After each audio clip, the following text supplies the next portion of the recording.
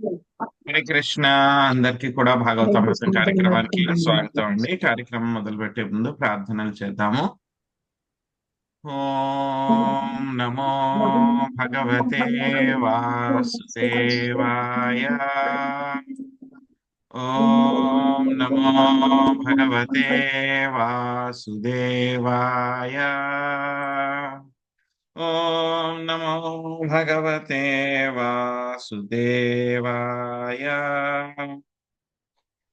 నారాయణం నమస్కృత్య నరం చైవ నరోత్తమం దేవీం సరస్వతిం వ్యాసం తదో జయముదీరయేత్. శృణ్వతాం స్వకదా కృష్ణ పుణ్యశ్రవణ కీర్తన హృదయంతస్థో హి అభద్రాణి విధునోతి సరసతాం. నష్టప్రాయేషు అభద్రేషు నిత్యం భాగవత సేవయా భగవతి ఉత్తమ శ్లోకే భక్తిర్భవతి నైష్టకి. ఓం అజ్ఞానతిమిరాంధస్య జ్ఞానాంజనాశలాకయా చక్షురున్మిళితం యేన తస్మై శ్రీ గురవే నమః. శ్రీచైతన్యమనోభీష్టం స్థాపితం యేన భూతలే స్వయం రూపా కదా మహ్యం దదాతి స్వపదాంతికం. వందేహం శ్రీగురు శ్రీయుతాపదకమలం శ్రీగురున్ వైష్ణవాంశ శ్రీరూపం సాగ్రజాతం సహగణా రఘునాథాన్వితం తాం సజీవం సాద్వైతం సావధూతం పరిజనా సహితం కృష్ణ చైతన్య దేవం శ్రీరాధా కృష్ణ పాదాన్ సహగణా లలితా శ్రీ విశాఖాన్వితాంశ. హే కృష్ణ కరుణా సింధో దీనబంధో జగత్పతే గోపేశ గోపికా కాంత రాధాకాంత నమోస్తుతే. తప్త కాంచన గౌరాంగీ రాధే వృందావనేశ్వరి వృషభానుసుతే దేవి ప్రణమామి హరిప్రియే. వాంఛాకల్పతరుభ్యశ్చ కృపా సింధుభ్య ఏవ చ పతితానాం పావనేభ్యో వైష్ణవేభ్యో నమో నమః. జయ శ్రీ కృష్ణ చైతన్య ప్రభు నిత్యానంద శ్రీ అద్వైత గదాధర శ్రీవాసాది గౌర భక్త వృంద. హరే కృష్ణ కృష్ణ కృష్ణ హరే హరే హరే రామ రామ రామ హరే హరే.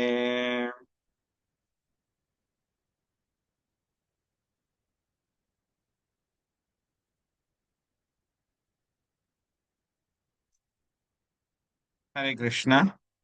సో ఈరోజు మనము హరే కృష్ణ హరే కృష్ణ. హరే కృష్ణ. సో ఈరోజు మనము కొత్త అధ్యాయం మొదలు పెట్టుకుంటున్నాము. సో ఈ అధ్యాయం పేరు గురుదేవుడగు బృహస్పతి ఎడ ఇంద్రుని అపరాధం అనేటువంటి యొక్క అధ్యాయము. మీ యొక్క అధ్యాయంలో ఏం చెప్తున్నారని సుబ్రహ్మణ్య ప్రభుజీ మీరు మొదటి 2 పారాగ్రాఫ్లు చదవండి. శశికళ మాతాజీ మీరు 3 పారాగ్రాఫ్ చదవండి.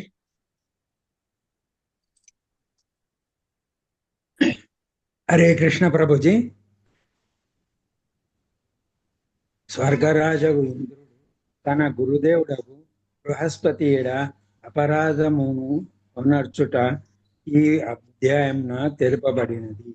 అందువలన బృహస్పతి దేవతలను పూజింపగా వారు పురోహితుడు లేనివారైరి. అంతటా దేవతలు అభ్యర్థినిపై భ్రష్ట బ్రాహ్మణుని తనయుడగు విశ్వరూపుడు పురోహితునిగా నయ్యెను. ఒకమారు దేవరాజగు ఇంద్రుడు శచీదేవిని గుడి ఆసీనుడై ఉండి సిద్ధ చారణ గంధర్వాది దేవతలచే స్తుతింపబడుచున్నప్పుడు దేవగురువగు బృహస్పతి సభయందు ప్రవేశించెను. ఐశ్వర్యమదముచే ఇంద్రుడు తన్ను తాను మరచి బృహస్పతిని గౌరవింపలేదు. ఇంద్రుని ఐశ్వర్యమదమును గమనించిన దేవగురువు అతనికి గుణపాఠము చెప్పుటకు శీఘ్రమే సభ నుండి వెడలిపోయెను. ఐశ్వర్యము వలననే గురుదేవుని ఆదరించుటను మర్చితినని తెలుసుకొని ఇంద్రుడు అంతట మిగుల పశ్చాత్తప్తుడయ్యను. గురుదేవుని క్షమాపణము వేడుకొనుటకు వెంటనే బయలుదేరినను అతడు ఎచ్చటను కానరాలేదు. హరే కృష్ణ ప్రభు. హరే కృష్ణ ప్రభు. గురుదేవుని ఎడ అమర్యాదగా వర్తించిన కారణమున ఇంద్రుడు తన ఐశ్వర్యం నంతటినీ కోల్పోయాడు. దానవులచే జయింపబడేది. మహారణ్యమున ఆ దానవులు దేవతలను ఓడించి దానవులు దేవతలను ఓడించి సింహాసనమును ఆక్రమించి పిదపై ఇంద్రుడు దేవతలతో పాటు బ్రహ్మదేవుని శరణుజొచ్చారు. పరిస్థితిని తెలుసుకున్న బ్రహ్మ గురుదేవుని పట్ల భావించిన అపరాధమునకు దేవతలను మందలించారు. ఆ తర్వాత అతని ఆజ్ఞ మేరకు దేవతలు కృష్ణతనయుడు బ్రాహ్మణునగు విశ్వరూపిణి తమ పురోహితునిగా స్వీకరించారు. తదనంతరం విశ్వరూపిణి పురోహితమున వారు యజ్ఞాచరణ చేసి దానవులను జయింపగలరు. హరే కృష్ణ ప్రభు. ధన్యవాదాలు. శ్రీకృష్ణ. శ్రీరాజోవాచ కస్య హేతో పరిత్యక్త ఆచార్యేణాత్మనా సురః ఏతదాచక్ష్వ భగవన్ శిష్యాణామక్రమం గురో. శాంతకుమారి మాతాజీ అనువాదం భాషించదండి. హరే కృష్ణ ప్రభుజీ. పరీక్షణ మహారాజు సుఖదేవ గోస్వామి ఇట్లు ప్రశ్నించారు. మహర్షి దేవగురువగు బృహస్పతి తన శిష్యులైన దేవతలను ఎందులకై ధ్వజించను? దేవతలు తమ గురువుని ఎడ ఎట్టి అపరాధం మార్చి ఆ సంఘటన నాకు వివరింపు. భాష్యం. ఈ విషయమున శీల విశ్వనాథ చక్రవర్తి ఠాగూర్ ఇట్లు వ్యాఖ్యానించింది. సప్తమే గురునా వాక్యాద్యే వైర్దేత్య పరాజితహై విశ్వరూప గురుత్వేన వ్రతో బ్రహ్మోపదేశతః. దేవతలు బృహస్పతి ఎడ అపరాధం చేయుట, అతడు వారి పరిధ్వజించుట, దేవతలు ఓడిపోవుట, బ్రహ్మదేవుని ఆదేశానుసారం దేవతలు యజ్ఞనిర్వహణకై పురోహితులుగా విశ్వరూపిని స్వీకరించుట ఈ సప్తమ అధ్యాయం వివరించబడింది. ప్రణాం ప్రభు. Thank you. శ్రీ బాధారాయణిరువాచ ఇంద్ర స్త్రీ భువనైశ్వర్య మదోల్లంఘిత సత్పదః మరుద్భిర్వసుభిరుద్రై రాదిత్యైరుభుభిర్నృపా విశ్వే దైవేశ్చ సాధ్యైశ్చ నాసత్యాభ్యాం పరిశ్రితః సిద్ధచారణ గంధర్వైర్మునిర్భృభః వాదిభిః విద్యాధరాప్సరభిశ్చ కిన్నరైః పతగోరఘైః నిషేవ్యమాణో మఘవాన్ స్తూయమానాశ్చ భారత ఉపగీయమానో లలిత మాస్థానాధ్యాసనాశ్రితః.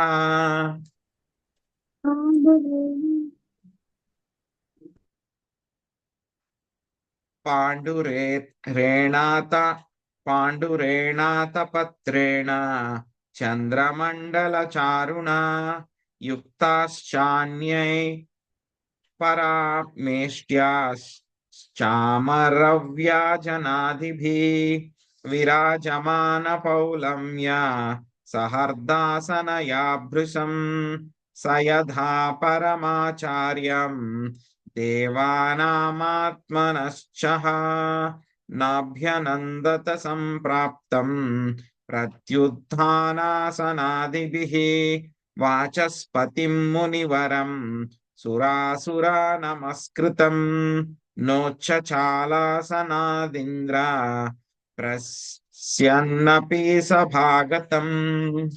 భారతి మాతచి మీరు అనువాదం చదవండి. హరే కృష్ణ. సుఖదేవ గోస్వామి పలికెను.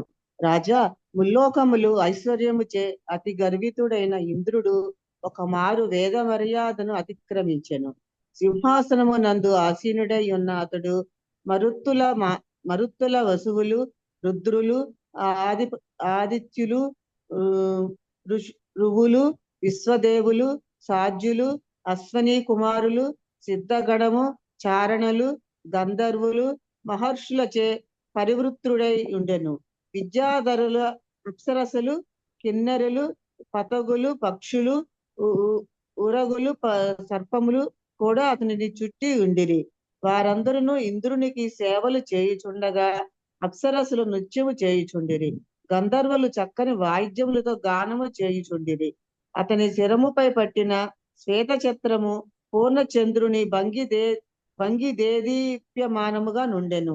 చామరులు మున్నగు మహారాజ సంపత్తిచే సేవింపబడుచు అతడు సచీదేవితో కూడా సింహాసనముపై ఆసీనుడై ఉండెను. ఆమె అతని అర్ధ సింహాసనమును ఆక్రమించి ఉండెను. అప్పుడు బృహస్పతి సభలో ప్రవేశించెను. ఋషి శ్రేష్ఠుడకు బృహస్పతి ఇంద్రాది దేవతలకు గురుదేవుడు, దేవదానవులచే సమానముగా గౌరవనీయుడు. గురుదేవుని గాంచినప్పటికీ ఇంద్రుడు తన ఆసనము నుండి లేచి నిలబడుట గాని, ఆసనమును సమర్పించుట గాని, సాదరముగా ఆహ్వానించుట గాని చెయ్యలేదు. అతని పట్ల గౌరవమును చూపుటకు ఇంద్రుడు ఎట్టి కార్యము చేయలేదు. హరే కృష్ణ. హరే కృష్ణ. తతో నిర్గత్య సహసా కవిరాజ్ఞీరస ప్రభుః ఆయయౌ స్వగృహం తుష్టిం విద్వాన్ శ్రీమద విక్రయాం. వాసు మాతాజీ అనువాదం చదవండి.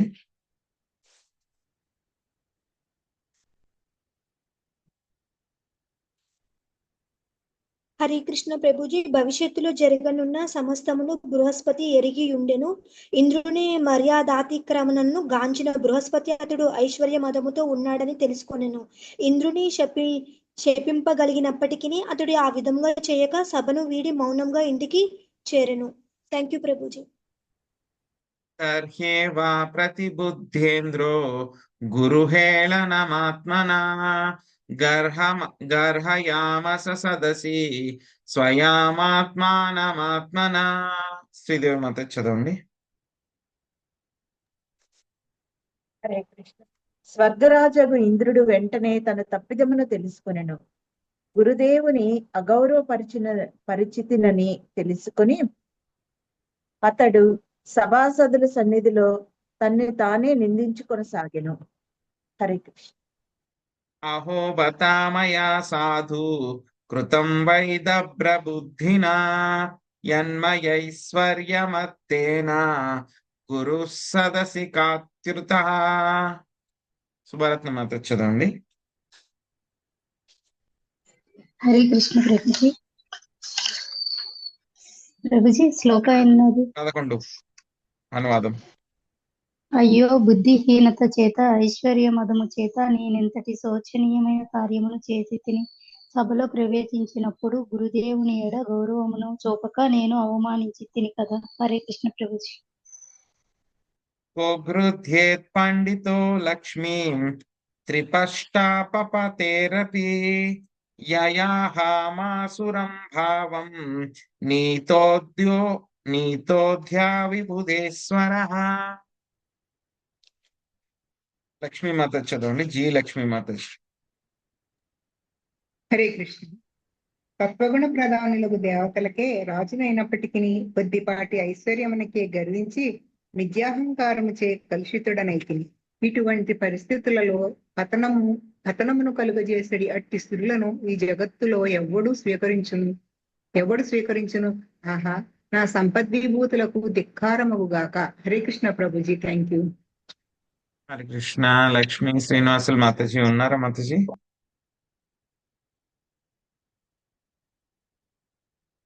మీరు మొదటి పారాగ్రాఫ్ చదవండి మాతాజీ. తర్వాత రాధమ్మ మాతాజీ ఉన్నారా? ప్రభుజీ.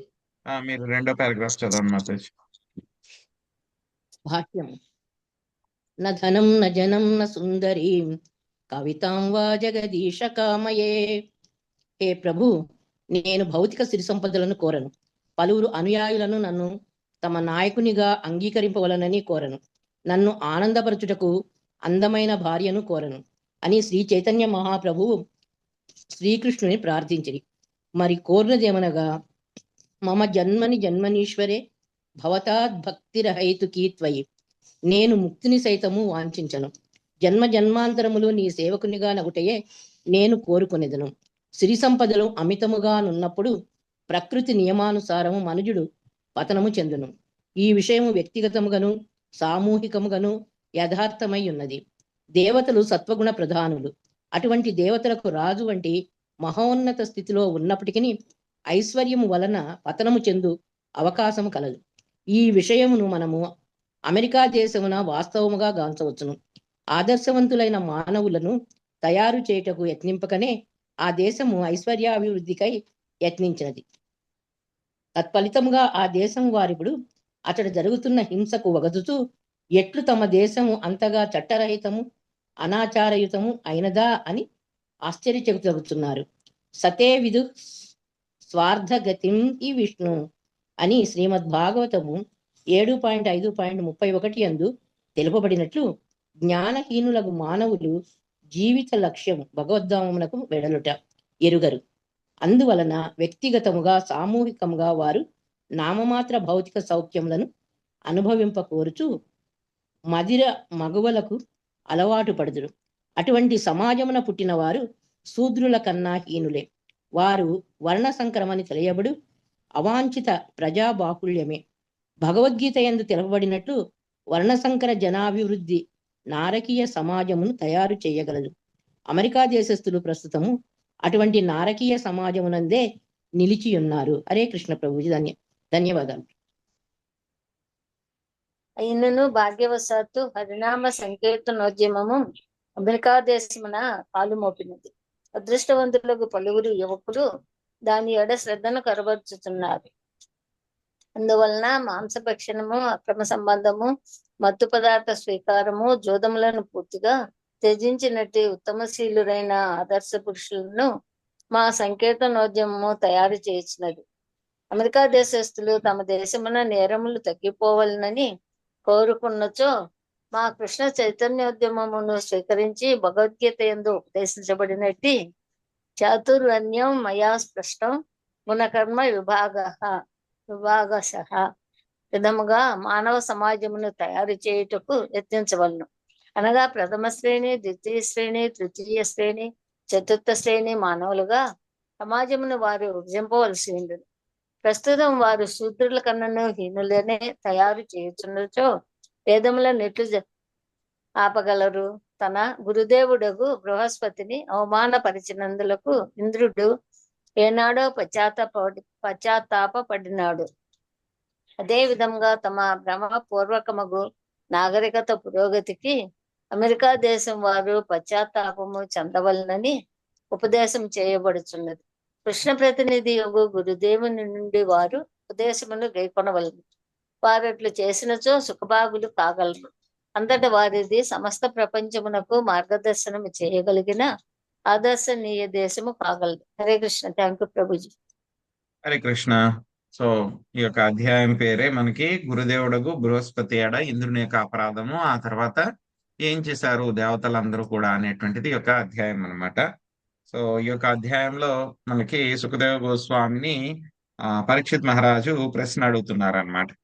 సో దేవగురు అయినటువంటి బృహస్పతి తన శిష్యులైనటువంటి దేవతల్ని ఎందుకు త్యజించారు, ఆ తర్వాత దేవతలు వాళ్ళ గురువు పట్ల ఏ అపరాధం చేశారు వాళ్ళు అని చెప్పి అడుగుతున్నారు అనమాట. యాక్చువల్గా దేవతలు అపరాధం చేయరు, మరి ఎందుకు బృహస్పతి ఏదో కారణం ఉండుంటుంది. సో ఏ విధమైనటువంటి అపరాధం చేశారు, సో ఎందుకు వాళ్ళు అపరాధం చేశారు, ఎందుకు బృహస్పతి వాళ్ళని త్యజించారు అని చెప్పి మనకి ప్రశ్న వేశారనమాట. సో దానికి సమాధానంగా సుఖదేవ గోస్వామి చెప్తున్నారనమాట. సో ఏమైందంట, ఒకసారి ఏమైందంటే కనుక యొక్క ఇంద్రుడు మొత్తం ముల్లోకాల యొక్క ఐశ్వర్యముతో, అతి ఐశ్వర్యముతో చాలా గర్వితుడైపోయాడు అనమాట. ఆయన సింహాసనం మీద కూర్చుని ఉన్నాడు తన యొక్క భార్య యొక్క సతీదేవితోటి. సతీదేవి ఏమో సగం సింహాసనం మీద కూర్చుంది, ఈయన సగం సింహాసనం మీద కూర్చున్నారు. అప్పుడు ఇంద్రుడు ఏంటంటే కనుక దేవతలందరికీ రాజు, మిగతా ఉన్నతమైనటువంటి వాళ్ళు ఎవరైతే ఉన్నారో వాళ్ళందరికీ కూడా రాజు. మరుత్తులు, వసువులు, రుద్రులు, ఆదిత్యులు, ఋగులు, విశ్వదేవులు, సాధ్యులు, అశ్విని కుమారులు, సిద్ధగణము, చారణులు, గంధర్వులు, మహర్షులు వాళ్ళందరూ కూడా ఉన్నారనమాట. సో అక్కడ ఏం చేస్తున్నారు, ఇంకాను విద్యాధరులు, అప్సరసలు, కిన్నరులు, పతుకులు బురగులు అందరూ కూడా ఆయన చుట్టుముట్టి ఉన్నారు. వాళ్ళందరూ కూడా ఏం చేస్తున్నారు? సేవలు చేస్తున్నారు ఇంద్రుడికి. అప్సరసలేమో చాలా బ్రహ్మాండంగా నాట్యం చేస్తూ ఉన్నారనమాట. గంధర్వులు ఏం చేస్తున్నారు? మంచి సంగీత వాయిద్యాలనంతా కూడా వాయిస్తూ ఉంటే కనుక ఆయన తల మీద ఆయనకి ఒక ఛత్రం అన్నమాట, ఒక గొడుగు ఉంది. ఎలా ఉందంట? చాలా తెల్లగా చంద్రుడి యొక్క కాంతి ఎలా అయితే ఉంటుందో అంత మంచి గొడుగు ఛత్రం ఆయనకి ఉందన్నమాట. సో మొత్తము చామరాలతోటి ఆయనకి అందరూ కూడా సేవిస్తూ ఉన్నారన్నమాట. సో అటువంటి సమయంలో బృహస్పతి, దేవతలందరికీ కూడా గురువుగారు అయినటువంటి బృహస్పతి ఆ యొక్క సభలోకి రావడం జరిగింది. సో వచ్చినప్పుడు ఏం చేశారు అంటే కనుక ఇంద్రుడు ఆ యొక్క ఐశ్వర్యముతోటి చాలా గర్వంగా ఉన్నారనమాట. సో వెంటనే ఎప్పుడైతే కనుక గురువు గారు మనకి కనపడ్డారో ఏం చేయాలి? మనము ఎక్కడ కూర్చున్నా సరే వెంటనే లేచి నిలబడాలి. లేచి నిలబడి ఏం చేయాలి? గురువులే కాదు, కనీసము మనకి మంచి వైష్ణవులు ఎవరు వచ్చినా సరే వెంటనే ఏం చేయాలి? మనము వాళ్ళందరికీ కూడా దండవత్ ప్రణామం పెట్టాలి. దండవత్ ప్రణామం పెట్టి వాంఛాకల్పతరుభ్యశ్చ మనం చేయాలన్నమాట. వాంఛాకల్పతరుభ్యశ్చ శ్లోకం చదవాలి. చదివి ఆ తర్వాత వాళ్ళకి మంచి మాటలు మాట్లాడి వాళ్ళకి సరైనటువంటి ఆసనం ఇచ్చి కూర్చోబెట్టి ఆ తర్వాత వెళ్ళి మన యొక్క సీట్లో మనం కూర్చోవాలి. సో ఇక్కడ ఇవన్నీ కూడా చెయ్యాలి. యాక్చువల్గా ఇవన్నీ కూడా ఇంద్రుడికి ఇవన్నీ కూడా తెలుసు. ఆయన ఎందులో ఉన్నాడు? దేవతలందరూ కూడా ఎందులో ఉంటారు? సత్వగుణంలో ఉంటారు. కానీ ఏమైందంటే కనుక ఇంద్రుడు ఆ ఐశ్వర్య యొక్క మత్తులో ఉన్నాడనమాట. ఉండమూల ఏమైంది? గురువుగారు వచ్చారు, వచ్చినా సరే ఆయన ఏమి పట్టించుకోలేదు, ఒక మాట కూడా మాట్లాడలేదు, గౌరవ వందనాలు సమర్పించలేదు, కనీసం కూర్చోమని చెప్పి ఆసనం కూడా చూపించలేదు. అసలు ఏదో ఎవరో ఒకళ్ళు వచ్చారులే అని, ఏదో అంత పెద్ద వ్యక్తి ఏమీ కాదు, అంత వాల్యుబుల్ అంటే సరైనటువంటి వ్యక్తి ఏమీ కాదు, విలువ లేనటువంటి వ్యక్తి ఎవరో వచ్చారు అన్నట్టు ఎటువంటి గౌరవము కూడా చూపించలేదు, మాట్లాడలేదు. కానీ ఏంటంటే కనుక అది గురువు గారికి ఏంటి అవమానం. ఎందుకంటే కనుక శిష్యుడు గురుగారికి వెంటనే నమస్కరించాలన్నమాట. సో ఏమీ కూడా అటువంటి పనులు ఏమీ చేయలేదన్నమాట. సో కాబట్టి ఆయన బృహస్పతికి ఏంటంటే కనుక ఆయనకి భవిష్యత్తులో ఏం జరుగుతుందో మొత్తం అంతా కూడా ఆయనకి తెలుసు అన్నమాట. సో ఇంద్రుడు ఏం చేశాడు ఇక్కడ? మర్యాద వ్యతిక్రమణ్. ఇంతకు ముందు ఒకసారి మర్యాద వ్యతిక్రమణ్ మనకి దాని గురించి మనకి డిస్కషన్ వచ్చింది. ఎప్పుడు వచ్చిందండి అది? దక్షుడు శివుడు యజ్ఞంలో శివుడు లేనివ్వండి. దక్షుడు దక్ష యజ్ఞంలో వచ్చింది. మర్యాద వ్యతిక్రమణ్ కాదు, అది ఇంకో చోట వచ్చింది. మర్యాద వ్యతిక్రమణ్ 3వ స్కందంలో వస్తుంది. చెప్పుకున్నాం మనం దాని గురించి. శరత్ కుమార్ కాదు, కాదండి. మర్యాద వ్యతిక్రమణ్. సో మనకి విదురుడు వెళ్ళి ఉద్ధవుడిని అడుగుతారు, నాకు కృష్ణుడి గురించి మొత్తం భాగవతం గురించి అంతా కూడా చెప్పమని అడుగుతారు. అప్పుడు విదురుడు ఉద్ధవుడు ఏం చేస్తారు? ఇక్కడ దగ్గరలోనే మనకి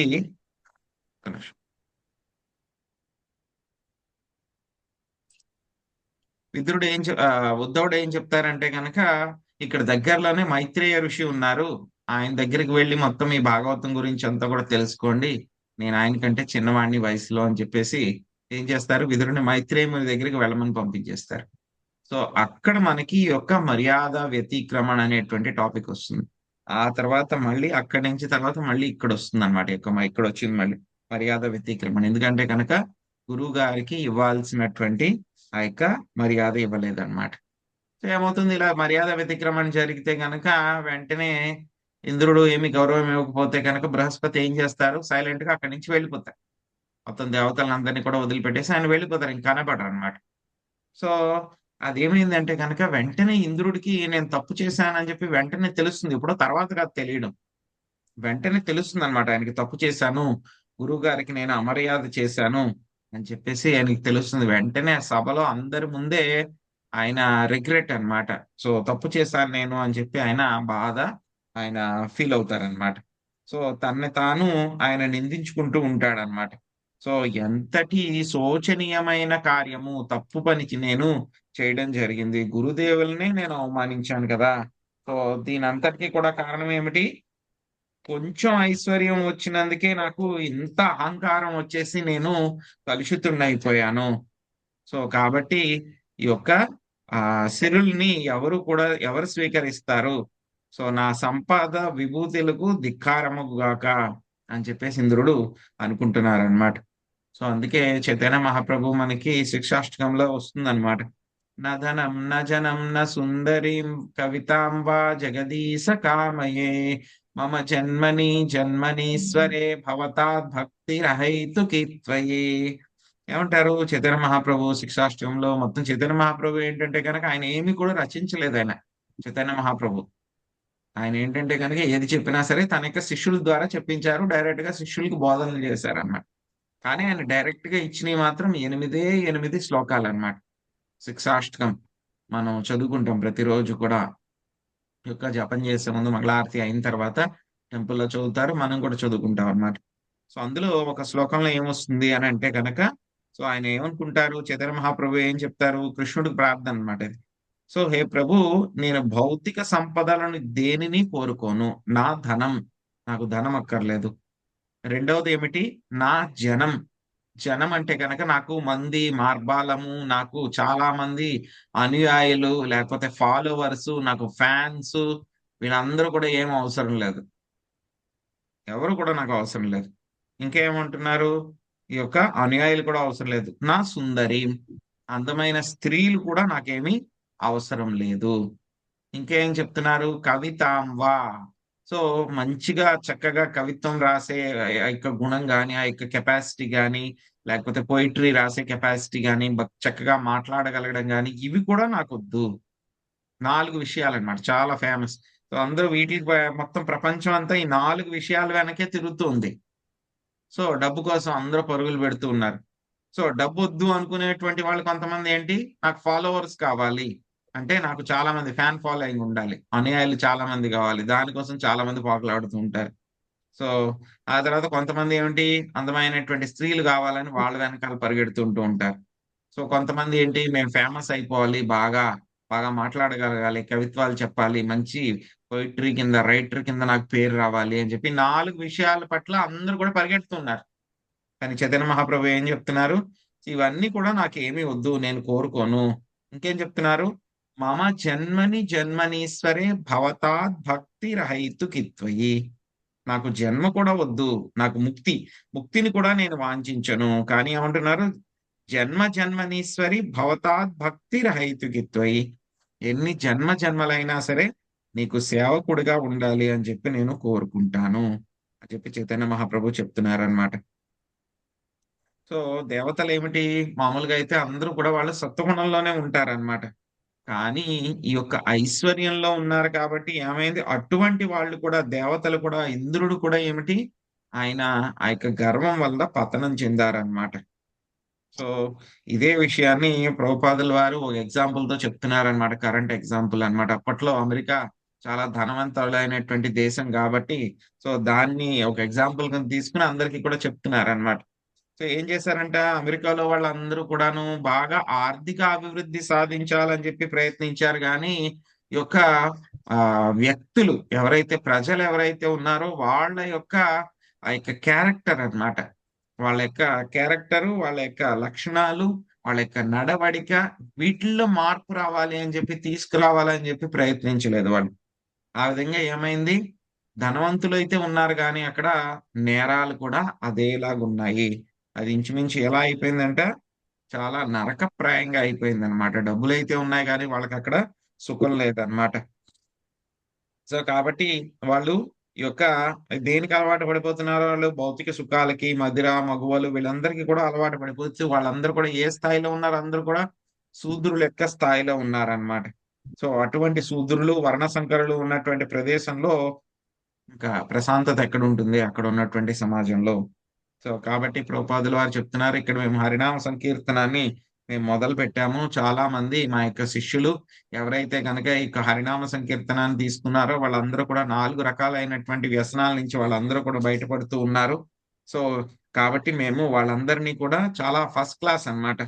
సో ఉత్తమమైనటువంటి బ్రాహ్మణులు, క్షత్రియులు, వైశ్యులు, శూద్రుల కింద తయారు చేయడానికి ప్రయత్నిస్తున్నాము. ప్రస్తుతం అక్కడ ఉన్నటువంటి వాళ్ళందరూ కూడా శూద్రుల కంటే కూడా చాలా హీనంగా వాళ్ళందరూ కూడా బతుకుతున్నారు. ఇదంతా కూడా ఎలా పాసిబుల్ అవుతుంది అని అంటే కనుక ఈ యొక్క కృష్ణ ప్రతినిధి అయినటువంటి గురువు నుంచి ఉపదేశాన్ని తీసుకుంటే కనుక ఎవరైనా సరే సుఖ సంతోషాలతో శాంతితో ఉండవచ్చు అని చెప్పి చెప్తున్నారనమాట. సో ఇక్కడ ఇందులో మనకి ఒకటి వస్తుంది అనమాట. సో ఆ ఆసురీం భావము, దానమయ ప్రవృత్తి నాకు వచ్చింది అని చెప్పేసి ఇంద్రుడు తను తాను ధిక్కారమగుగాక అనుకుంటున్నారనమాట. యపారమేష్ట్యం దిషణమదితిష్టన్న కంచన ప్రత్యుత్తిష్టేతి దితి భ్రూయోర్ధర్మం తేన పరం విదుః.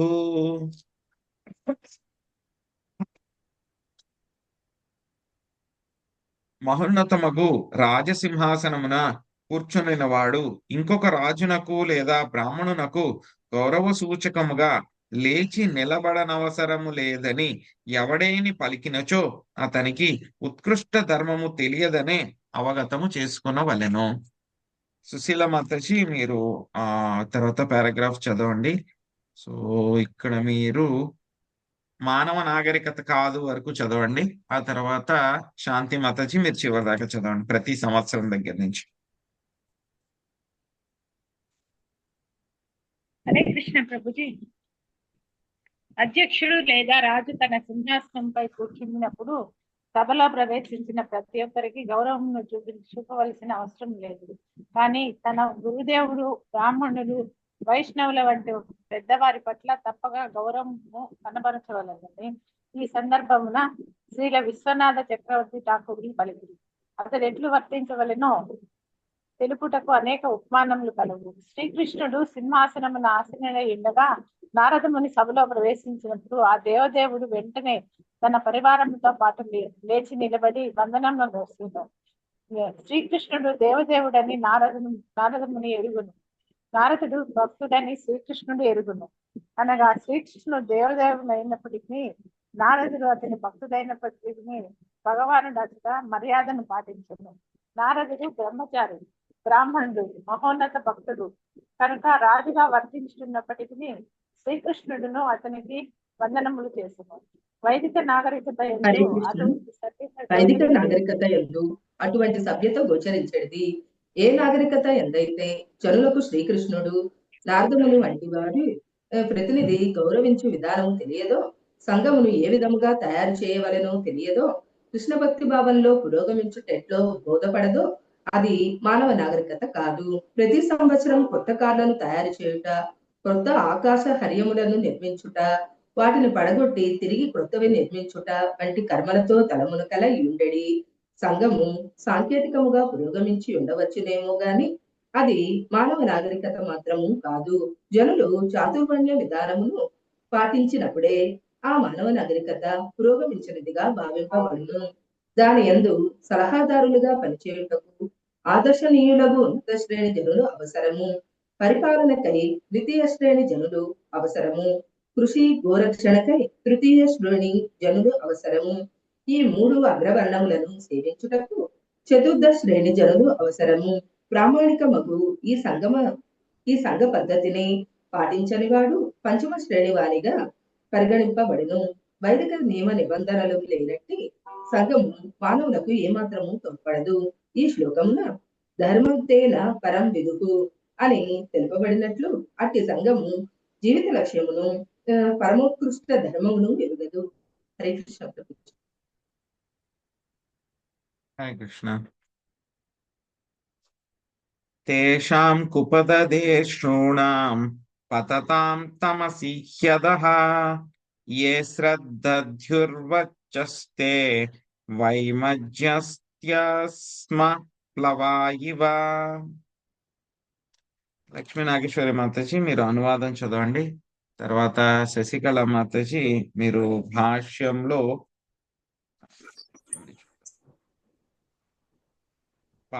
మీరు శరణుజొచ్చుము సర్వధర్మాన్ పరిత్యజ్య తర్వాత శరణుజొచ్చుము అని పలికిన వరకు చదవండి. ఆ తర్వాత ఎస్ విజయలక్ష్మి మాతాజీ మీరు అక్కడి నుంచి చివరి వరకు చదవండి. హరే కృష్ణ ప్రభుజీ. ధర్మపురాణం. అజ్ఞానమున బడిన వారు జనులను వినాశ పదమున గడిచిన శ్లోకమున వివరింపబడిన రీతిగా నడిపించుచు తప్పుదవ పట్టించువారు నయన నాయకులు రాతి నౌకను ఎక్కినట్టు వారే ఎగుదురు. వారిని గుడ్డిగా అనుసరించి వారి పరిస్థితి కూడా అట్టిది. రాతి నౌక నీటి యందు తేలక ప్రయాణికులతో పాటు నీట మునిగినట్లు జనులను త్రప్పుదోవ పట్టించువారు నరకమునకు ఎగుదురు. వారి అనుయాయులు వారినే అనుసరించు. హరే కృష్ణ ప్రభు. హరే కృష్ణ ప్రభు. భాష్యం. శ్రీమద్ భాగవతం 11.20.17 నందు ఇట్లు తెలుపబడినది. రుధ్యమాద్యం సులభం సుదుర్లభం ప్లవం సంకల్పం గురుకర్ణ దారం. బద్ధజీవులమైన మనము అవిద్యా సాగరమున పడి ఉన్నాము. కానీ ఈ మానవ జన్మ ఒక చక్కని నావ వంటిది కనుక ఆ సముద్ర తరణమునకు అదృష్టవశాత్తు ఒక మహదావకాశమును మనకు ఒసగగలడు.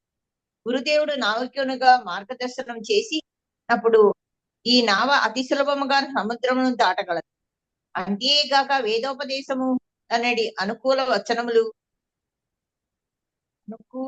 పవనములు దానికి తోడ్పడగలవు. అవిద్యాసాగర తరణమునకు ఈ అవకాశమును వినియోగించు కొననిచో మనిషి నిక్కముగా ఆత్మ ఘాతకుడే అగు. రాతి నౌక నెక్కినవాడు మునిగిపోవలసినది. పూర్ణత్వ స్థితికి చేరుటకు జనులు మొట్టమొదట రాతి నౌకలను ఏర్పాటు చేసేది మిథ్యా నాయకులను విడిచిపెట్టవలేను. మానవ సమాజం అంతయు ఎంతటి ప్రమాదకర స్థితిలో ఉన్నదనగా రక్షణార్థం వారు ప్రామాణికంగా వేదోపదేశములకు కట్టుబడవలసి ఉన్నది. ఆ ఉపదేశ సారమే భగవద్గీత రూపంలో గోచరించుచున్నది. మానవ జీవిత లక్ష్యమును సిద్ధింపజేసుకుంటకు భగవద్గీత ప్రత్యక్షోపదేశం అవసరం కనుక మనిషి ఇతర ఏ ఉపదేశములను ఆశ్రయించిన అవసరం లేదు. కనుకనే శ్రీకృష్ణుడు సర్వధర్మాన్ పరిత్యజ్య మామేకం శరణం వ్రజ, సమస్త ధర్మములను విడిచి కేవలము నన్నే శరణుజొచ్చు అని పలికారు. హరే కృష్ణ ప్రభుజీ. ధన్యవాదాలు. హరే కృష్ణ ప్రభు. ఎవడేని శ్రీకృష్ణుని దేవాది దేవునిగా అంగీకరించినప్పటికీ పరమోదాత్తములు జనులకు పరమ లాభదాయకములునైనా అతని ఉపదేశములను అనుసరించుచో రక్షింపబడగలడు. లేనిచో మనిషి అప్రామాణికమగు ధ్యానము చేతను యోగ కసరత్తుల చేతను మోసపోగలడు. అనగా అతడు రాతి నౌకను ఎక్కిన వాడగును. రాతి నౌక స్వయముగా మునుగటయేగాక ప్రయాణికులను కూడా ముంచివేయగలదు.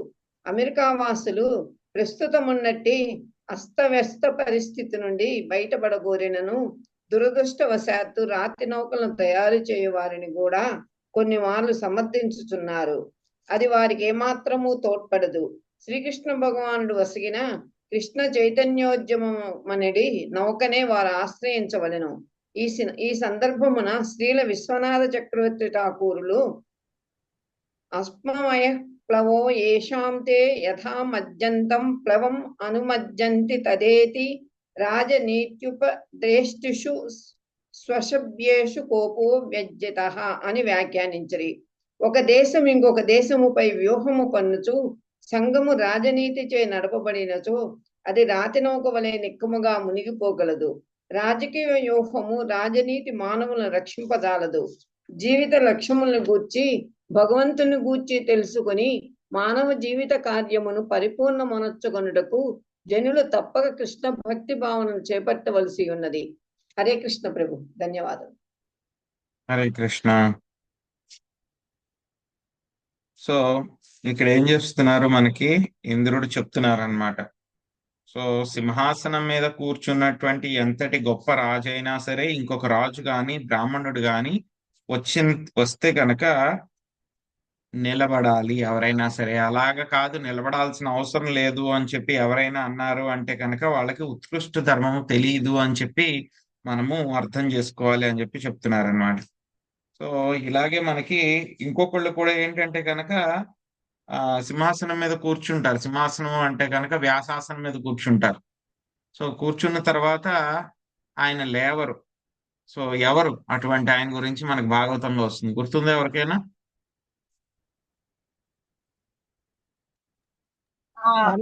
బలరాముడు ప్రభుజీ. ఎవరు? బలరాముడు వచ్చినప్పుడు లేయని కోపం వస్తుంది ప్రభుజీ. అవునవును, ఎవరు లేచి నిలబడు. సూత గోస్వామి తండ్రి అండి బుజ్జి. సూత గోస్వామి తండ్రి. ఆయన పేరేంటి? రోమహర్షణ సుత. రోమహర్షి. ఎస్, రోమహర్షణ సుత. సో ఆయన బలరాముడు వస్తారు. యాక్చువల్ గా ఏంటంటే కనుక ఎవరైనా వ్యాసాసనం మీద కూర్చుంటే కనుక ఎవరు అక్కడ సభలోకి వచ్చినా సరే లేవాల్సిన అవసరం లేదు. యాక్చువల్ గా ఆ వ్యాసాసనానికి అంతటి పవర్ ఉందన్నమాట.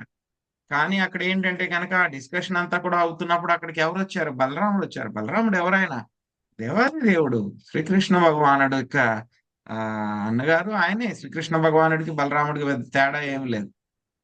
సో అటువంటి ఆయన వచ్చినప్పుడు లేచి నిలబడాలి కనీసం. లేకపోతే కనుక ఆయన వచ్చారు అని చెప్పేసి గౌరవించాలి. లేకపోతే కనుక ఆయన వచ్చారు అని చెప్పి కనీసం ఒక అభివాదం అయినా చెయ్యాలి కనీసం, అంత పెద్ద వ్యక్తి వచ్చారు అన్నట్టు. కానీ అవి ఏమీ చేయరు. ఆయన చేయకుండా అలాగే కూర్చుంటే కనుక బలరాముడికి కోపం వస్తుంది అన్నమాట.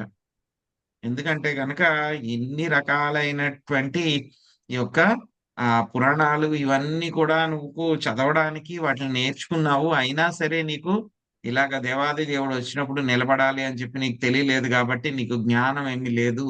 సో నువ్వు బతకడానికి అర్హుడు కాదు అని చెప్పి ఏం చేస్తారో అక్కడే ఒక చిన్న కుశాగ్రాసం, ఒక గడ్డి పరకు ఉంటే కనుక దాన్ని తీసుకుని ఇలాగా రోమహర్షణ సుతకి ఇలా టచ్ చేస్తే ఆయన చనిపోతారు.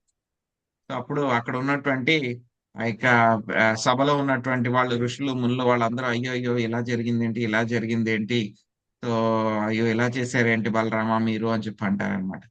సో అప్పుడు బలరాం కూడా అంటారు. బలరాం ఏంటంటే కనుక కృష్ణుడు గాని బలరాముడు గాని ఎవరైతే కనుక బ్రాహ్మణులు ఉన్నారో వాళ్ళందరికీ పూర్తిగా గౌరవం ఇస్తారనమాట. మనం కూడా చూసాం 4వ అధ్యాయంలో కూడా పృథు మహారాజు చాప్టర్ లో మనం చూస్తాం అన్నమాట.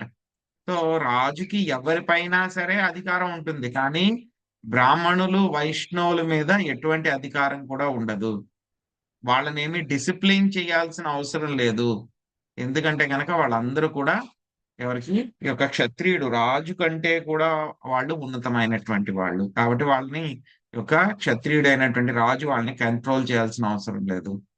సో ఇక్కడ బలరాముడు ఎలా ఉన్నారు? క్షత్రియుడి కింద ఆయన పాత్ర పోషిస్తున్నారు కాబట్టి వెంటనే బలరాముడు అడుగుతారు అనమాట, అయ్యో నేను మీకు ఇష్టం లేకుండా ఈయన ఇలాగ చంపాను కదా, సో అయితే గనక మరి ఏం చేయమంటారో మీరే చెప్పండి, కావాలంటే గనక రోమహర్షణ సుతాన్ని బతికించమంటే కనుక నేను బతికిచ్చేస్తాను, మళ్ళీ ఆయనకి లైఫ్ వచ్చేలాగా మళ్ళీ చేసేస్తాను నేను అని అంటారనమాట. సో అక్కడ ఉండేటువంటి బ్రాహ్మణులు అందరూ కూడా చాలా తెలివైనటువంటి వాళ్ళు, ఉన్నతమైనటువంటి స్థాయిలో ఉన్నారనమాట. సో వాళ్ళు ఏంటంటే గనక బలరాముడు చేశారు అంటే దేవాదేవుడు చేశారంటే ఏదో కారణం లేకుండా ఉండదు. కానీ ఏంటంటే కనుక మేము అందరం కూడా ఇతనికి ఆశీర్వాదాలు ఇచ్చాం, ఆయుష్మాన్ భవ అని చెప్పేసి ఆశీర్వాదాలు ఇచ్చాం. మా ఆశీర్వాదాలన్నీ కూడా వేస్ట్ అయిపోతాయి ఇప్పుడు. అలాగని చెప్పేసి మీరు మళ్ళీ బతికించొద్దు. ఎందుకంటే కనుక మీరు కావాలి అని కోరుకున్నారు, ఆయన చనిపోవాలని కోరుకున్నారు కాబట్టి మీకు విరుద్ధంగా మాకు వెళ్ళాలని ఇష్టం లేదు. సో కాబట్టి అక్కడ మరి ఏం చేయమంటారు అని చెప్పని అడుగుతారనమాట బ్రాహ్మణులు. అక్కడికి చెప్తే గనక యొక్క తండ్రి యొక్క ప్రతినిధి ఎవరు అంటే గనక కుమారుడు. సో కాబట్టి ఈ యొక్క రోమహర్షణ సుత యొక్క కుమారుడు సుత గోస్వామి కాబట్టి సో ఈ యొక్క వేదాల యొక్క జ్ఞానము, అదే విధంగా ఆ యొక్క వేదాలు కాదు పురాణాల యొక్క జ్ఞానము, అదే విధంగా ఆయుష్ అంతా కూడా ఎవరికి ఇమ్మన్నారు? ఆ యొక్క సుత గోస్వామికి, రోమహర్షణ సుత వాళ్ళ యొక్క కుమారుడు అయినటువంటి సుత గోస్వామికి ఇవ్వమన్నారు. ఆ తర్వాత మళ్ళీ ఏం చేయమన్నారు అని అంటే కనుక మీరు ఒక బ్రాహ్మణ్ణి చంపారు కాబట్టి మీకు ఆ హత్యాపాతకం కలుగుతుంది కాబట్టి దాని నుంచి మీరు బయటపడాలి అంటే కనుక ఏం చేయాలి? బల్వలుడు అనేటువంటి ఒక రాక్షసుడు వచ్చి మమ్మల్ని ఇబ్బంది పెడుతున్నారు కాబట్టి అతన్ని మీరు చంపండి.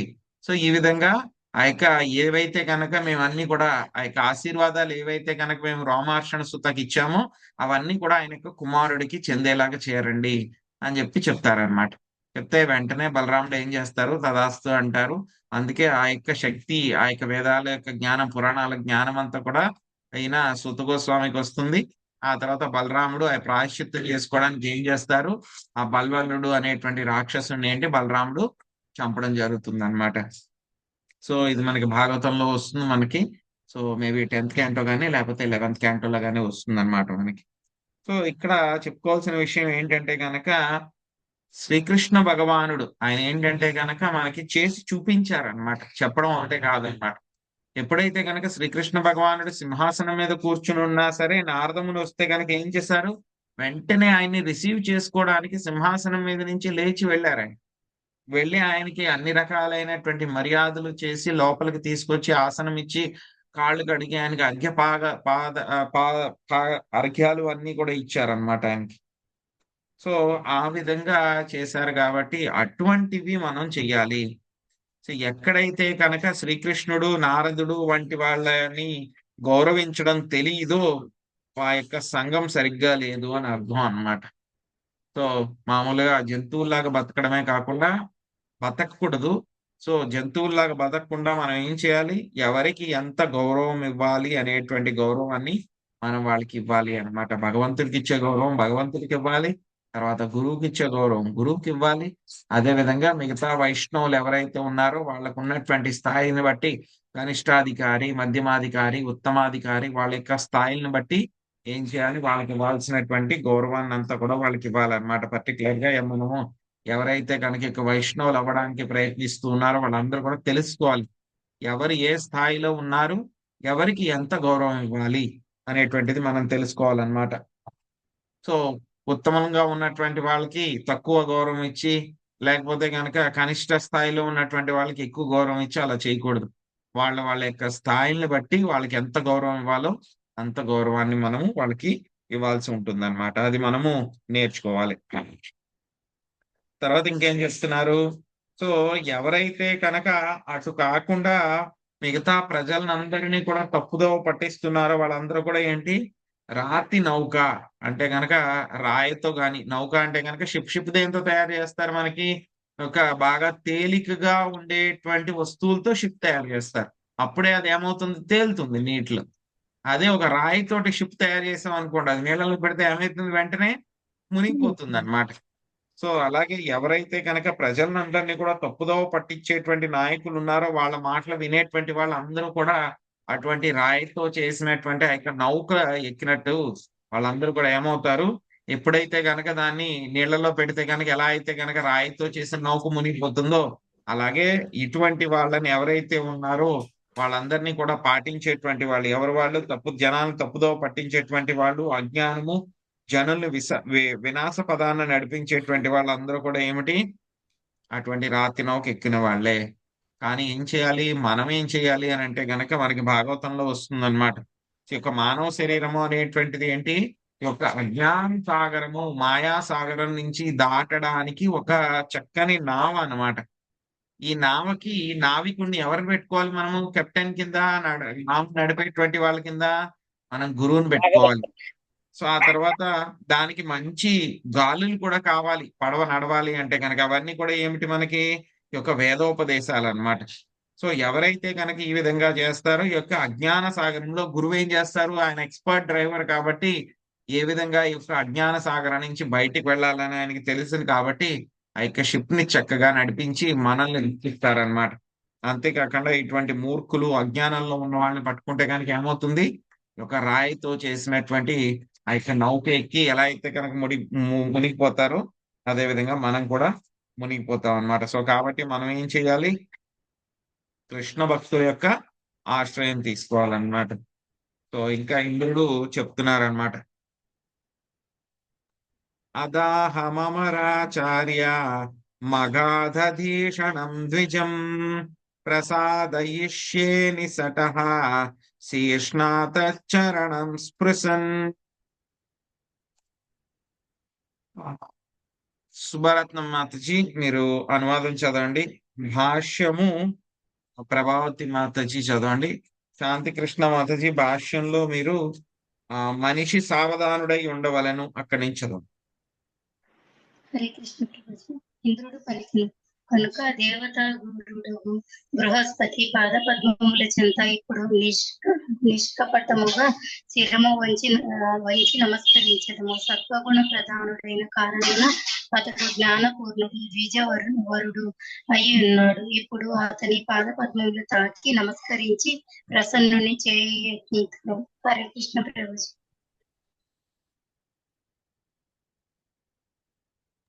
భాష్యము. బుద్ధి వచ్చిన ఇంద్రుడు గురుదేవుడకు బృహస్పతిని తాను శ్రద్ధ కలిగిన శిష్యుడను కానని తెలుసుకొనెను. కనుక ఇకపై నిష్కపటముగా నిశటనగుటకు అతడు నిశ్చయించుకొనెను. నిశట శీర్ష తచ్చరణం స్పృశన్.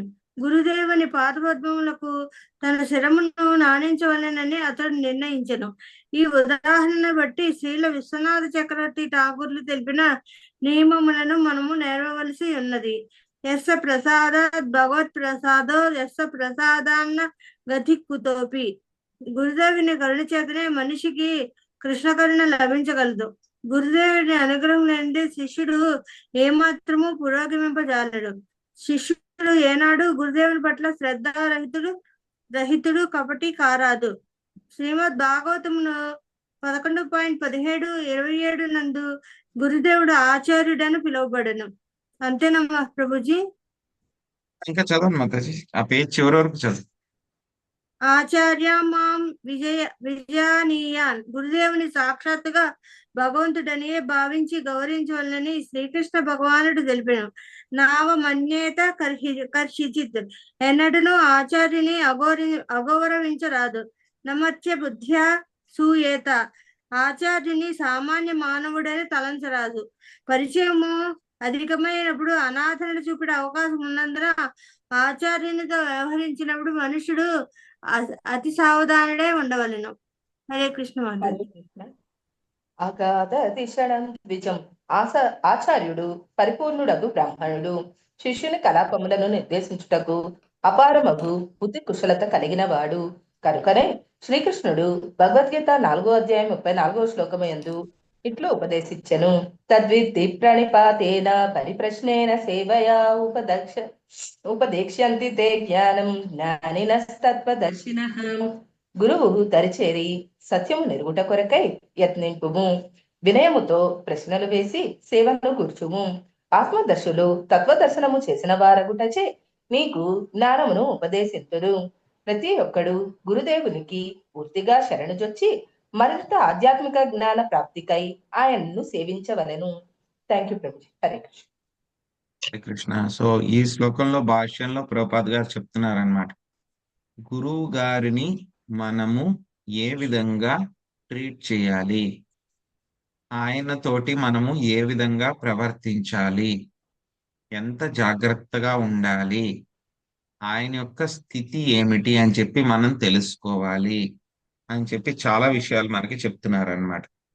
సో ఏం చెప్తున్నారు, ఈ యొక్క ఇంద్రుడైతే కనుక ఏం చేశారు, గురుగారి యొక్క పాదాలకు నేను నమస్కరించాలి అని చెప్పి అనుకున్నారనమాట. సో ఇక్కడ మనకి ప్రభుపాదుల వారు చెప్తున్నారనమాట, మనముకి యొక్క వస్తుందన్నమాట.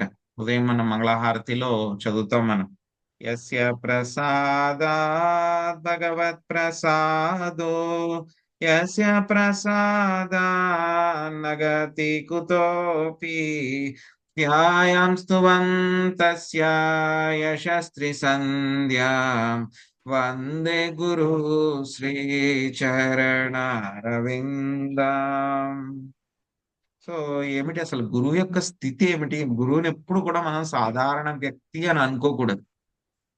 గురువు మనలాగే గృహస్థు అయ్యి ఉండవచ్చు ఒక్కొక్కసారి, అయినా సరే గురువు మనలాగే గృహస్థుడు అని చెప్పని అనుకోకూడదు.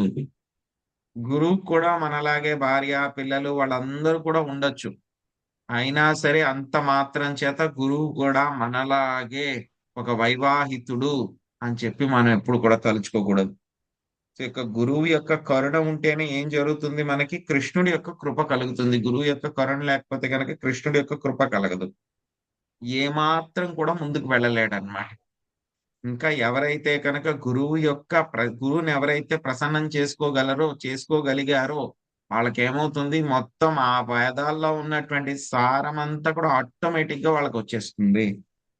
ఇంకేం చెప్తున్నారు, ఆచార్యమ్మ విజానీయాన్. ఇప్పుడే చెప్పుకున్నాం మనం, గురువుని మనం ఎలా పూజించాలి, చాలా తేడా ఉందన్నమాట.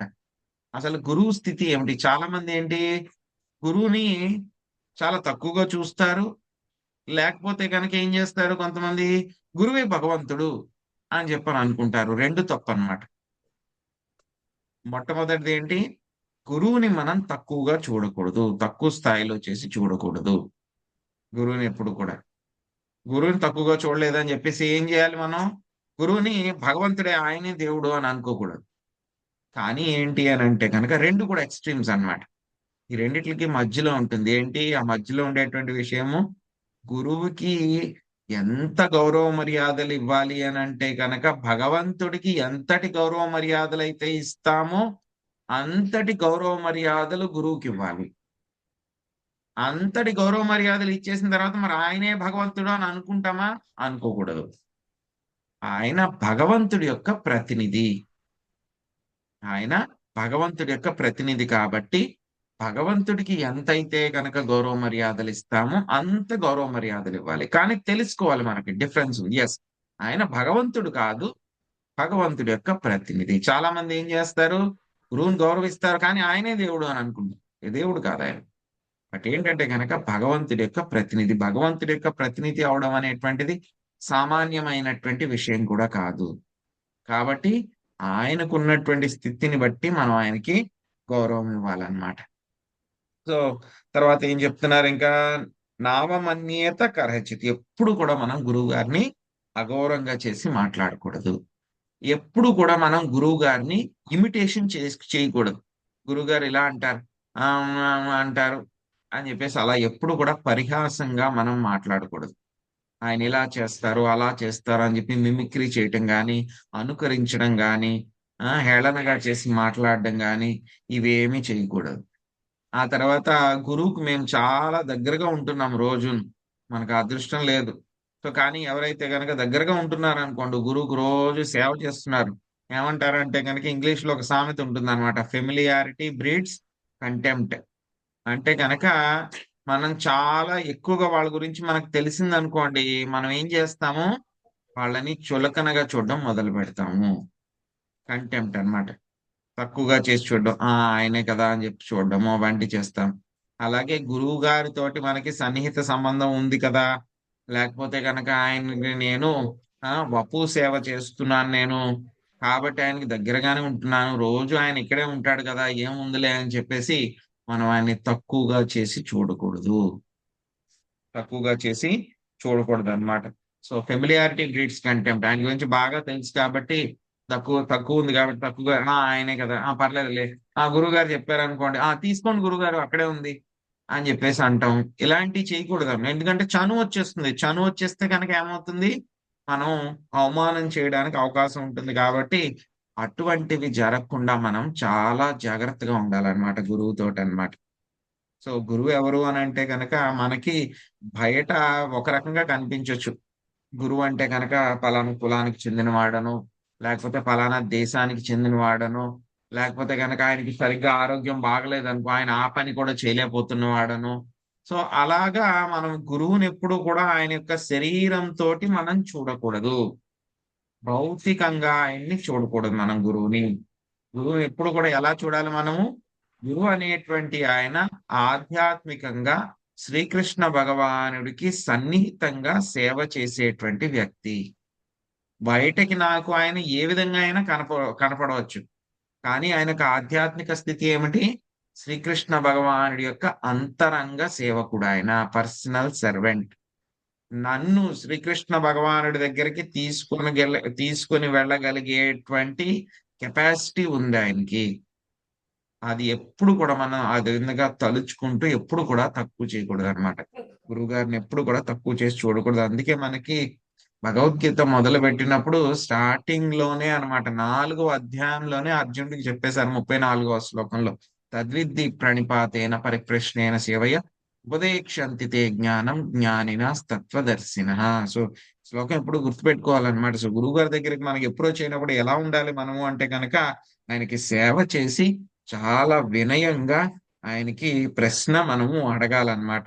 సో ఆ ప్రశ్నలు కూడా ఎటువంటివి అడగాలి మనం గురువు గారిని? గురుగారు నాకు ఉద్యోగం రావట్లేదు, గురుగారు నాకు 100 రూపాయలు ఉంటే ఇవ్వండి, గురుగారు నాకు జీతం రావట్లేదు, గురుగారు నాకు ఉద్యోగం ఉంటే ఇప్పించండి, మీకు చాలా మంది పెద్ద పెద్ద ఉన్నవాళ్ళు అందరూ కూడా తెలుసు కదా, ఎవరి చేతైనా నాకు రికమెండేషన్ లెటర్ ఇవ్వండి, లేకపోతే మా అమ్మాయికి పెళ్లి అవ్వట్లేదు, మా అబ్బాయికి ఉద్యోగం రావట్లేదు, నాకు ఇల్లు ఉంటే బాగుండని అనిపిస్తుంది. ఇటువంటివి అడగకూడదు మనం గురుగారి దగ్గరికి వెళ్ళి. గురువు గారి దగ్గరికి వెళ్ళినప్పుడు మనం అడిగేటువంటి ప్రశ్నలు ఎలా ఉండాలి? మన యొక్క ఆత్మని మనం ఉద్ధరించుకునేటువంటి స్థాయిలో ఉండేటువంటి ప్రశ్నలు అడగాలన్నమాట. సో పరమసత్యాన్ని తెలుసుకోవడం గురించి అడగాలి. పరమసత్యం దగ్గరికి వెళ్ళడానికి నేనేం చేయాలి గురువు గారు అని చెప్పి ప్రశ్నలు వేయాలి. అంతేగాని భౌతికపరమైనటువంటి ప్రశ్నలు అటువంటి మనం గురువు గారిని అడగకూడదు అనమాట. అటువంటి ఇంకోటి ఏంటంటే కనుక గురువు గారికి ఎటువంటి వాళ్ళని గురువు గారికి తీసుకోవాలనేటువంటిది కూడా ఉంటుంది. అదొక పెద్ద టాపిక్ అది. సో సరైనటువంటి గురువు గారి యొక్క ఆశ్రయం తీసుకున్న తర్వాత ఏం చేయాలి? మనం ఆయనకి పూర్తిగా శరణాగతుడు అయితే కనుక ఆయన్ని సేవిస్తే కనుక ఏమవుతుంది? చక్కగా ఎలా అయితే కనుక పడవకు ఒక కెప్టెన్ లాగా ఆయన మనల్ని యొక్క అజ్ఞాన అంధకారమైనటువంటి ఒక భౌతిక ప్రపంచం నుంచి ఆయన బయటపడేస్తారనమాట. సో ఇప్పుడు ఇంద్రుడు ఏంటంటే కనుక ఆయన యొక్క పరిస్థితి ఎలా ఉంది అని అంటే కనుక ఆయన తప్పు చేసేసాడు. తప్పు చేసిన తర్వాత ఆయన పశ్చాత్తాపడుతున్నాడు. పశ్చాత్తాపడమే కాదు, గురువుగారి యొక్క పాదాలని పట్టుకుని నేను క్షమాపణ అడగాలి అని అనుకుంటున్నాడు ఆయన. సో అది ఆయన యొక్క పరిస్థితి. ఆ తర్వాత ఏం జరిగింది అనేటువంటిది మనము మళ్ళీ రేపు కంటిన్యూ చేద్దాము. హరే కృష్ణ. ఎవరికైనా ప్రశ్నలు ఉన్నాయండి? హరే కృష్ణ ప్రభుజీ, ఇందాక మీరు చెప్పారు కదా విదురుడికి ఆ విధంగా గౌరవ మర్యాద విదురుడు విషయంలో ఎవరు ఎట్లా చేశారు? నాకు అది కొంచెం ఎక్స్ప్లెయిన్ చేయరా ప్రభుజీ. యాక్చువల్ గా ఏంటంటే కనుక ఎప్పుడైతే శ్రీకృష్ణ భగవానుడు ఆయన అంతర్ధానం అయిపోవడానికి, ఆయన యొక్క గోలోక బృందావనానికి వెళ్ళిపోవడానికి ముందు ఏంటంటే కనుక ఆయన ఒక చోట కూర్చుని ఉంటారనమాట. ఒక యంగ్ బనియాన్ ట్రీ దగ్గర కూర్చుని ఉంటారు. కూర్చుని ఉంటే కనుక అక్కడికి ఈ యొక్క ఉద్ధవుడు తట్టుకోలేడు అనమాట. ఆయనకి చెప్తారు నువ్వు వెళ్ళు అని పలానా చోటకని చెప్పినా సరే ఉద్ధవుడు తట్టుకోలేక, శ్రీకృష్ణ భగవానుడి యొక్క విరహాన్ని తట్టుకోలేక ఏం చేస్తారు? ఉద్ధవుడు కూడా శ్రీకృష్ణ భగవాన్ని ఫాలో అవుతారు, అనుసరిస్తూ ఉంటారు. అనుసరించిన తర్వాత ఆయన ఒక చోట కూర్చుంటారు. అక్కడ ఉద్ధవుడితోటి మాట్లాడుతూ ఉంటారు. మాట్లాడుతున్నప్పుడు అదే సమయంలో అదృష్టవశాత్తు మైత్రేయుడు కూడా అక్కడికి వస్తారనమాట. అదృష్టవశాత్తు అంటే కనుక శ్రీకృష్ణ భగవానుడి యొక్క పర్మిషన్ లేనిది ఎవరు కూడా రాలేరు కదా. సో ఆయన కూడా ఒక ఛాన్స్ ఇచ్చారనమాట శ్రీకృష్ణ భగవానుడు ఎవరికి? మైత్రేయుడికి అన్నమాట. సో వాళ్ళిద్దరూ కూడా శ్రీకృష్ణ భగవానుడు వెళ్ళిపోయే ముందు, ఆయన యొక్క ధామానికి వెళ్ళిపోయే ముందు ఏదైతే కనుక ఫైనల్ మెసేజ్ ఇవ్వాలనుకున్నారో అది వాళ్ళిద్దరికి కూడా చెప్తారనమాట. సో అవంతా కూడా మనం 3వ స్కందంలో చూస్తాం. 3వ స్కందం కాదు, ఇంకా డీటెయిల్ గా మనకి 11th క్యాంటోలో వస్తుంది అనమాట. సో ఆ డిస్కషన్ అయిన తర్వాత మళ్ళీ శ్రీకృష్ణ భగవాన్ వెళ్ళిపోతారు, అంతర్ధానం అయిపోతారు ఆయన. సో విదురుడు మైత్రేయుడు కూడా ఎక్కడికి వచ్చేస్తారు? హరిద్వార్ వచ్చేస్తారు. అదే సమయంలో తీర్థయాత్రలు చేసుకుంటూ విదురుడు కూడా అక్కడికి వస్తారనమాట. వస్తే కనుక మొట్టమొదట విదురుడు ఎవరిని కలుస్తారు అని అంటే కనుక ఉద్ధవుడిని కలుస్తారు. కలిసినప్పుడు అప్పుడు ఉద్ధవుడు ఆయన విదురుడు ప్రశ్న వేసినప్పుడు ఉద్ధవుడు ట్రాన్స్ లోకి వెళ్ళిపోతారు అనమాట. శ్రీకృష్ణ భగవానుడు ఆయనతోటి సాంగత్యం ఎలా ఉంది, ఏ విధంగా నేను ఆయనకి చిన్నప్పటి నుంచి అలాగ చేశాను, ఏ విధంగా నన్ను ఎలాగ చేశారా అని చెప్పి అవన్నీ కూడా కలిసి ఆయన ట్రాన్స్ లోకి వెళ్ళి చాలా ఎమోషనల్ అయిపోతారు. ఆ తర్వాత మళ్ళీ ఫర్దర్ ఇంకా విదురుడు కొత్తగా ప్రశ్నలన్నీ కూడా అడిగితే కనుక భగవంతుడి గురించి, నాకు ఆత్మతత్వం గురించి చెప్పండి అని అంటే కనుక ఆయన ఏమంటారు అంటే కనుక ఇక్కడ దగ్గరలోనే మైత్రేయుడు ఉన్నారు, ఆయన దగ్గరలో ఉండగానే నేను మీకు చెప్పడం బాగుండదు. ఎందుకంటే కనుక విదురుడు ఉద్ధవుడు కంటే కూడా ముందు ఎక్కువ వయస్సు ఉన్నటువంటి వాడు. అదే విధంగా ఉద్ధవుడి కంటే కూడా మైత్రేయుడు ఏంటి అంటే కనుక పెద్ద ఆయన అన్నమాట. అందుకని మీరు ఆయన దగ్గరకు వెళ్ళి మీకు ప్రశ్నలు ఏమైనా ఉంటే కనుక నేర్చుకోండి అని చెప్పి ఏం చేస్తారు? విదురునికి ఉద్ధవుడు చెప్తారనమాట మైత్రేయుని దగ్గరికి వెళ్ళిందని. అప్పుడు మళ్ళీ మైత్రేయుడి దగ్గరికి విదురుడు వెళ్తారన్నమాట. హరిద్వార్ లో కలుసుకుంటారు. అప్పుడు మళ్ళీ విదుర మైత్రేయ సంవాదం అంతా కూడా మనకు వస్తుంది. 3వ స్కందము, 4వ స్కందం ఇదంతా కూడా వస్తుంది అనమాట. సో అక్కడ దగ్గరలోనే పెద్దవాళ్ళు ఉన్నప్పుడు ఆయన దగ్గరికి వెళ్ళి నేర్చుకోమని చెప్పి పంపించారనమాట. సో అక్కడ మనకి ఒక మర్యాద వ్యతిక్రమం గురించి మనకు వస్తుంది అనమాట యొక్క టాపిక్.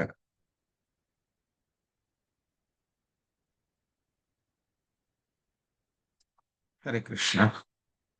ఎవరు మర్యాద ఉల్లంఘన చేసినట్టు ప్రభుజీ? మర్యాద ఉల్లంఘన చేయడము అని అంటే కనుక గురువు గారు ఉన్నప్పుడు ఏం చేయాలి అంటే కనుక మనకంటే కూడా పెద్ద వైష్ణవులు ఉన్నప్పుడు ఏం చేయాలి అంటే కనుక మనం కంటే వాళ్ళు గొప్పగా చెప్పుకోవడానికి ప్రయత్నించకూడదు అనమాట. దగ్గరలో ఉన్నప్పుడు వాళ్ళ దగ్గరే చెప్పించాలన్నమాట. ఇప్పుడు అదే చేశాడు విదురుడు, మరి అక్కడ ఉల్లంఘన అవలేదు కదా అయితే. విదురుడు కాదు, మా ఉద్ధవుడు అది అవ్వకూడదు, మైత్రేయ ముని చేత చెప్పించాలి అని చెప్పేసి ఆయన అక్కడికి పంపించారు. హరే కృష్ణ ప్రభుజీ, దండవత్ ప్రణామాలండి. ధన్యవాదాలు ప్రభు. హరే కృష్ణ. ధన్యవాదాలు. హరే కృష్ణ.